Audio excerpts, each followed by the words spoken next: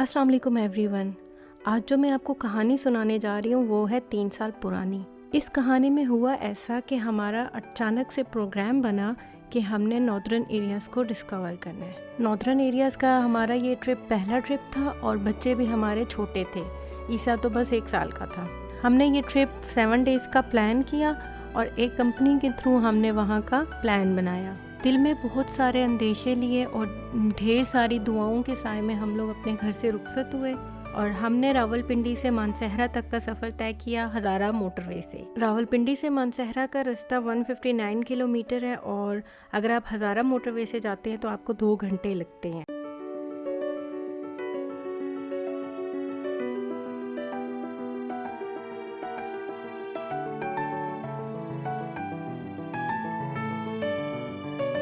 हमने अपना सफ़र early morning start किया था और बच्चे भी सोए हुए थे, तो इसलिए हम नाश्ता नहीं करके निकले थे और रास्ते में ही हमने नाश्ता किया। जिस रिज़ॉर्ट में हमने ब्रेकफास्ट किया उनका टेस्ट बहुत अच्छा था और बच्चों ने अच्छे से नाश्ता किया और रिज़ॉर्ट के लॉन में खूब मस्ती की।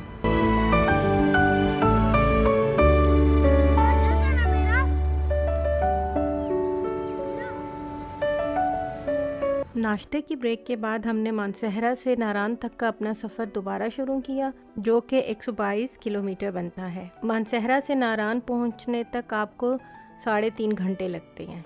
जैसे जैसे आप मानसहरा से नारान की तरफ सफ़र करते जाते हैं, नज़ारे हसीन से हसीन तर होते जाते हैं। बुलंदो बाला पहाड़ों के ऊपर lush green natural carpet, road के साथ बहता हुआ दरिया अपने शोर से अपने होने का एहसास दिलाता है।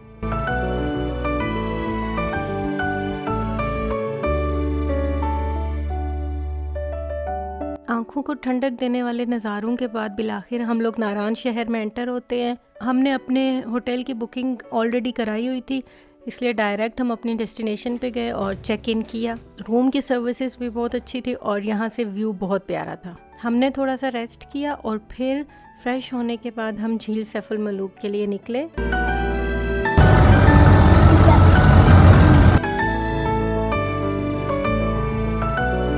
नारान की खूबसूरती में इजाफा करने वाली एक मशहूर झील सैफुल मलूक है। झील सैफुल मलूक का रास्ता बहुत डेंजरस है और बहुत थका देने वाला है। यहाँ अपनी गाड़ी लेके जाना पॉसिबल नहीं है और आपको यहाँ से जीप हायर करनी पड़ती है। क्या हो गया बच्चों, डर क्यों रहे हो? नानी याद आ गई।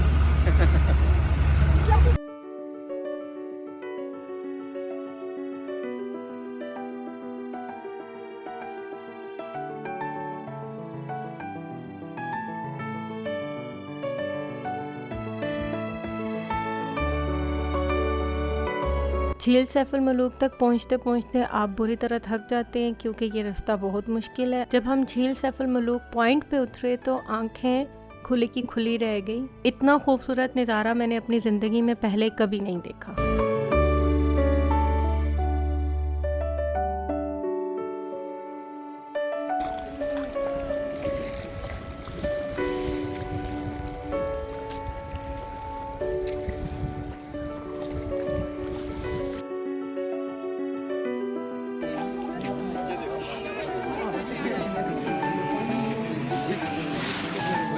झील सैफुल मलूक से वापसी पर बच्चे बुरी तरह थक चुके थे और रात भी हो चुकी थी। खाना खा के हम जल्दी ही सो गए।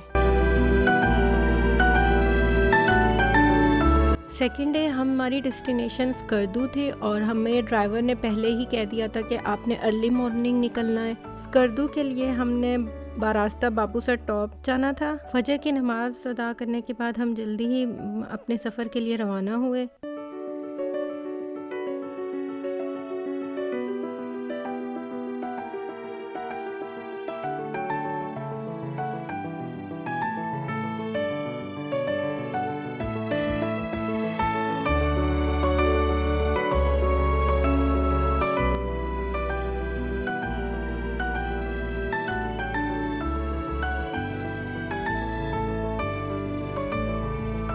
बाबूसर टॉप की तरफ जाने वाला रास्ता बहुत खूबसूरत है। आपको ऐसा लगता है जैसे आप जन्नत से गुजर रहे हैं। साफ शफाफ बहता हुआ चश्मों का पानी और रास्ते में आने वाले गडरिये उन रास्तों की खूबसूरती में और इजाफा करते हैं।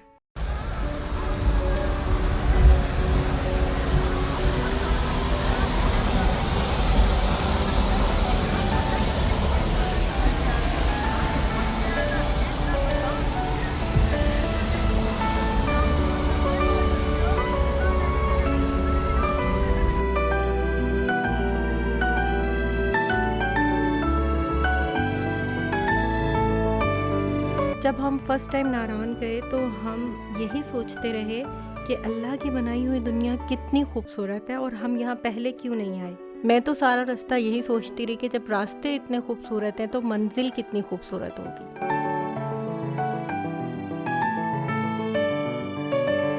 अगर आप बाबूसर टॉप गए हैं और रास्ते में आपने मून रेस्टोरेंट में स्टे नहीं किया तो आपने अपने सफ़र का सारा मज़ा नहीं लिया। एक तो यहाँ का खाना बहुत अच्छा है और दूसरा यहाँ पे सीनरी ऐसी है जो आपकी रूह को सुकून देती है। हमने भी ब्रेकफास्ट के लिए स्टे किया और हाफ आवर के बाद दोबारा अपने सफ़र के लिए रवाना हुए।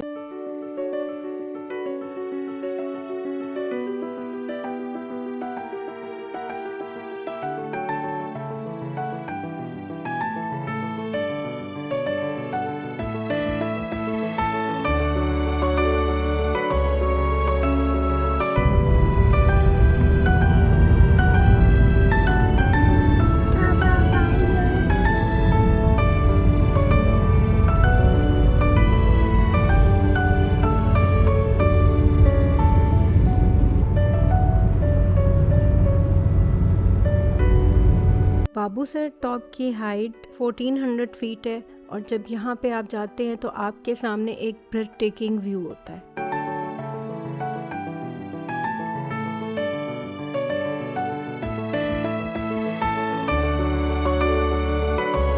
ये था हमारा बाबूसर टॉप तक का सफ़र। इसके बाद हमने जाना है स्कर्दू और स्कर्दू का ट्रिप हम आपके साथ शेयर करते हैं नेक्स्ट वीडियो में। तब तक के लिए अल्लाह हाफिज़।